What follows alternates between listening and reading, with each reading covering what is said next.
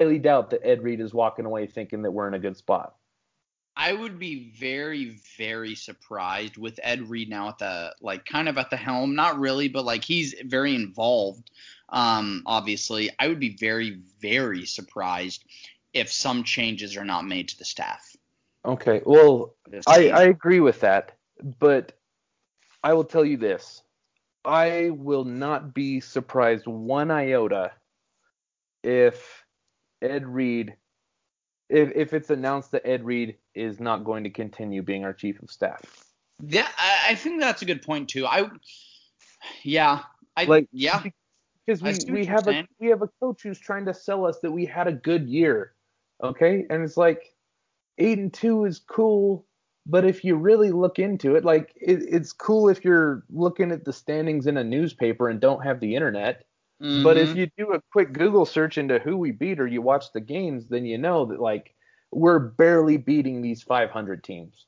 There's a difference between thinking 8-2 is a start to where we could be and thinking 8-2 or even 8-1 is, oh my God, the U is back. We Yeah, are back to being national contenders. We could be in the playoff next year.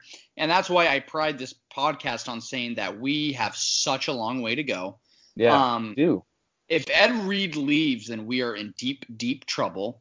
Yeah. Um, I, And it, I agree with you in saying that 8-2 is a good start, right?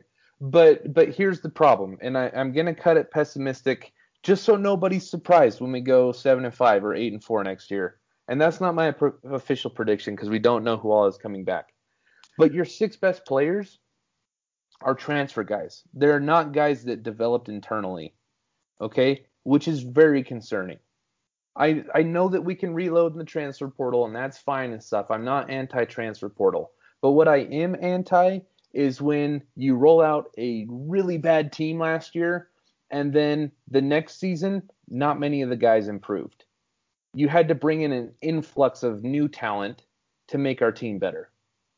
yeah. Okay? And most of these guys are going to be one and done. Jalen Phillips already declared for the draft. Quincy Roche already gone.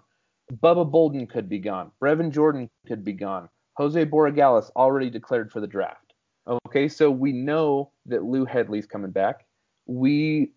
I feel pretty strongly that De'Aaron King is coming back, which is fantastic. But think about that. We're losing our top guys, and we're barely beating 500 teams. So that, while I agree, 8-2, and this season was a good stepping stone, um, the foundation is leaving. Yeah. I mean, I think it's getting certain guys out of the locker room and having them move on. Yeah. I feel like Manny is trying to build a winning program. Like I feel like his demeanor has changed a lot since last season. Yeah. It may not get through to everybody, but I feel like that's just a waiting process. And I know that Canes fans hate to hear that, but that's just the way it is. Yeah. Because you're gonna have some guys that are so content. That's the biggest word that I take away from this year is that what you just said, and that we're barely beating 500 teams and below 500 teams, we are content. And I Yeah. think that the Ed Reed and the Manny Diaz, those two, and the Rhett Lash. I mean Blake Baker. Here is the two biggest things that I take away from this season. I believe it was after the Virginia Tech game. Rhett Lashley said we are nowhere near where we want to be, and Yeah. along the lines of that. And Blake Baker said something. I mean, Wholesome said it on the last Yeah. episode that Blake Baker said that ESPN should be paying him more or something like that. Yeah. And those are the two biggest differences. Is that Rhett Lashley is not content with this. He Yeah. wants more, and Blake Baker is fine with what's going on. And Well, that's what happens. And then yeah. give up 62 points. Yeah, that's what happens. Okay, I agree with you, but if that's how we're gonna cut it, then let's extend it to Manny Diaz. What has he said? Because he's giving every excuse in the book. He's saying that these losses are great opportunities for recruits to come in and play. He's giving now. Granted, there was an article that came out that said that our coaches were hospitalized. Some players were struggling, And I know for a fact at least Todd Stroud was in the hospital, right? Yeah. And the other stuff could be true as well. So let's assume it is. But here's my question: is why are you playing the game then? I feel like the timing is a little convenient on that story. It's also very inconvenient. Yes, but like if you have guys that are just getting ready one day before the game, why didn't you cancel it? We didn't have anything to play for. Yeah.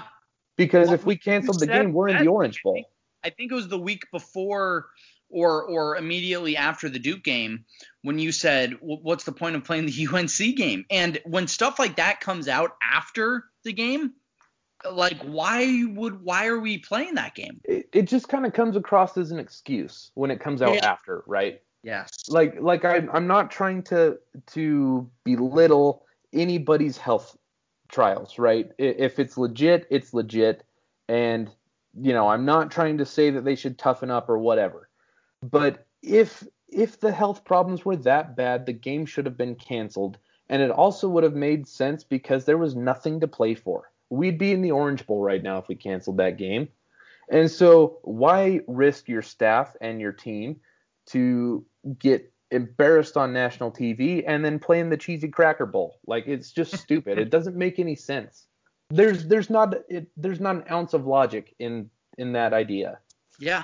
I mean, if we're taking all this like health concerns serious, then that proves to your point. I mean, it just comes across as that article say that it said that Stroud was hospitalized, Banda was hospitalized, Blake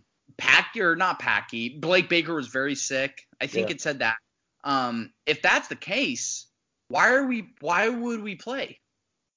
There's no reason. It doesn't even make sense. It doesn't make sense. And that's why I'm frustrated, right? Is because we know that Manny's a politician, right? So when this comes out after, well, I mean, he spins things like a politician. So when this comes out after, and we know how Manny does things, that he turns embarrassing failures into a great opportunity for everyone, and I did air quotes, it just feels disingenuous. Yeah. It really feels disingenuous. It feels like an excuse because that's what Manny has always given us. He's always blown smoke up our skirt, coming up with all these different reasons why it didn't happen the way he wanted to. And I mean, this. I've given Manny the benefit of the doubt all season. Yeah. Okay, and now my guard is up a little bit because we got embarrassed. He doesn't have the locker room under control, clearly, and he's making excuses about it. So I'm just saying, this is interesting because I'm not okay with the season we had. If our goal was to get to the ACC championship game, well, we didn't. Again. I mean, but also if Notre Dame wasn't in the ACC, we would be in the conference championship game. Yeah, we would have. That's true. I know, I 100% agree with what you're saying, and I've said this before. I believe in Manny to take us to rebuild. I believe in Manny and his abilities to rebuild the U. I do not believe that Manny is the coach to make us a national championship contender. Yeah, I've said that, and Saturday against North Carolina fully proved that. Yeah, I just worry because you did bring up a great point. What you said about the difference between Lashley and Baker is a very good point. But all I'm adding to that is if you read the receipts from Manny, he tends to talk a lot like Baker does. Yeah. And so if we're gonna draw that distinction, then I think it needs to go top to bottom. Yeah. And it's like if we're making excuses and we're telling kids, these 5-star kids, hey, I know we got embarrassed. That means that you can play next year. Like, that's weak. And I highly doubt that Ed Reed likes that. But I also think that that was probably the best way to spin it when asked about recruiting. And after that kind of loss, what else can you do? You can't come out and say, "Oh God." Oh shit. Yeah, I get it. I think it, and maybe it was just a bad loss. Maybe he just poorly worded it, and that's fine, but I just don't. I think Manny shouldn't have been happy with this year. I mean, he knows. He could have been. There's no way to feel content or satisfied. You should not feel satisfied after this year. No, like he should have, in his press conference after that game, he should have said, "Look, we went 8-2. However, we got embarrassed by the two best teams we played. So that tells us that we are not ready to sit at the big boy table yet. We are the king of the children's table right now. Yeah. But we are not ready to make the move." And he should say, "That's not acceptable to me because I am here to move us to the big boy table." And clearly we're not ready yet. You should say that our star safety shouldn't be saying Bama ain't ready for us. Oh my give up 62 goddamn points. Yeah. God, Jordan, you're making me angry.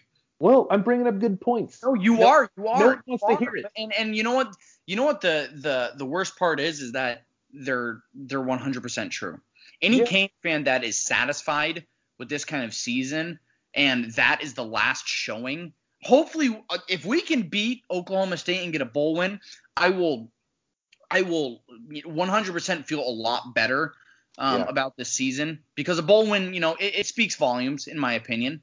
But still, that's and I just have to take a minute. I gotta pat myself on the back here and tell everyone I told you so. But what have I been saying about our defense all year? And people called me pessimistic and a Debbie Downer and a negative Nancy and whatever. They've told me that I don't know football. They told me everything. And I've repeatedly said, when we play a good offense, we will get absolutely smashed on defense. Yeah. I said we are soft up the middle. We are going to give up hundreds of rushing yards. I don't think you had 557 rushing yards in mind. No, I didn't. It was much worse than I anticipated. That couldn't have. It was so bad. Yeah, I've been saying that since the UAB game. I was like, ugh, it just makes me mad. So I'm wagging my finger at all you people that have constantly been in my mentions telling me I'm an idiot. Yeah, whoever calls, because I feel like we've been very, very honest on this podcast. Oh, yeah. And I feel like you and I have both been able to see some of the predictions that we had come to fruition, good or bad. Yep. And hopefully one of my predictions is that we have a new defensive coordinator next season. We have a new cornerbacks coach. And if we don't, as God is my witness, I don't know, but I will be if Blake Baker is our defensive coordinator next season, then Manny Diaz is not the right guy. I'm sorry, but if you can allow that performance and not see it in your damn mind and your eyes to not make a change, then you are not the person, and you're spineless, and you're not a winner. I'm a winner. I would have made the change 2 hours after. So I have a question for you though, and I want brutal honesty once again. So, how ridiculous is it to think that story, which was put out by a Miami columnist, was leaked to the press on purpose with the intent of having an excuse to not change staff? 150%. But I will say, actually, about a minute or two after we started recording, someone messaged me. Someone close to the program said that Manny might be looking for a new DC. Okay. So that is, and I'm not trying to, blow smoke up on anyone's asses, and I'm not trying to say, oh, this is coming. Yeah. But no, that's a good question. Yeah. That's a good question. Also, let's frame it this way as well, okay? Ephraim Banda is a coaching candidate at Utah State. Okay, so let's say two things happen, right? Let's say Ed Reed, as I said, is a possibility, and I'm not going off of inside info here. This is logical, right? It just doesn't. This didn't seem like the type of thing that Ed Reed would be pumped about to me. I honestly feel it coming. I don't know if it'll happen or not. If I'm wrong, I hope I do. I just kind of feel like there's possibility that he could be like, yeah, that was fun for a year, but I'm moving on now.